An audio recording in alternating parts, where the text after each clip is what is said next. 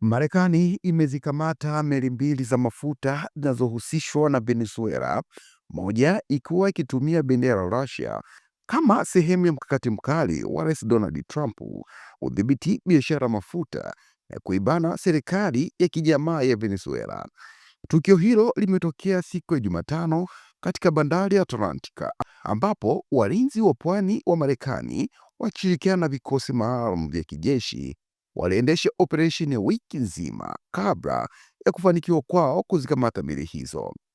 Moja ya meli hizo itwayo Marinera ilidaiwa kubadili bendera na kujifanya meli ya Russia ili kukwepa vikwazo vya Marekani. Makamu wa rais wa Marekani J.D. Vance amesema kuwa meli hiyo ilikuwa sehemu ya kile alichokiita shadow fleet, mtandao wa siri wa Marekani zinazotumika kusafirisha mafuta yaliyoidhinishwa kinyume cha sheria kutoka Venezuela na Irani. Kukamatwa kwa meli hiyo kumezua hofu kubwa ya kuongezeka kwa mvutano na Russia, hasa ikizingatiwa kuwa manuari ya meli za kijeshi za Russia zilikuwa karibu na eneo hilo.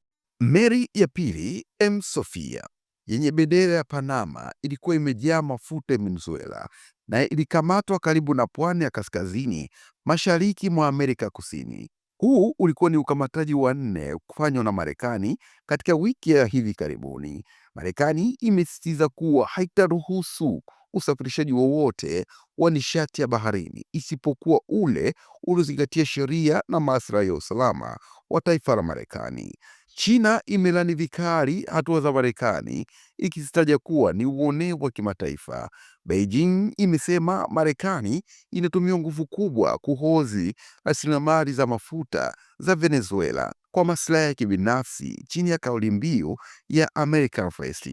Urusi nayo imeonyesha kutoridhishwa, huku mvutano huu ukiongeza mgogoro uliopo tayari kati ya Moscow na nchi ya Magharibi kutokana na vita vya Ukraini. Hatua hizi zinakuja baada ya Marekani kumkamata rais wa Venezuela Nicolas Maduro katika shambulio la kijeshi lililofanyika Caracas. Serikali ya Venezuela imesema watu zaidi ya 100 wamefariki katika shambulio hilo. Maduro alifikishwa mahakamani mjini New York na amekana mashtaka yake yote ya biashara ya dawa haramu za kulevya. Hata hivyo, washirika wake wa kisiasa bado wanashikilia madaraka nchini Venezuela. Rais Trump ametangaza mpango wa Marekani kusafisha na kuuza hadi mapipa milioni 50 ya mafuta ghafi ya Venezuela baada ya kuondoa baadhi ya vikwazo vilivyowekwa mwaka 2019. Serikali ya Venezuela imesema iko tayari kushirikiana na Marekani katika sekta ya nishati, mradi wa masharti yawe ya kisheria, wazi na yenye manufaa kwa pande zote mbili.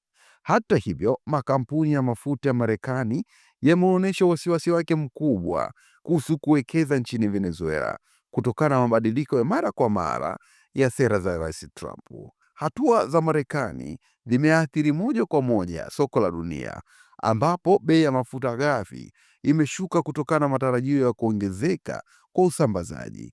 Wakati huo huo, mataifa mengi yanaendelea kuhoji uhalali wa Marekani kumkamata kiongozi wa taifa jingine, wakihofia huenda ikawa mfano hatari kidiplomasia ya kimataifa. Hii ni Mwananchi Digital, endelea kufuatilia kupitia platform zetu ili uweze kufahamu mengi yanayojiri ndani lakini pia nje ya mipaka ya Tanzania. Baki nasi.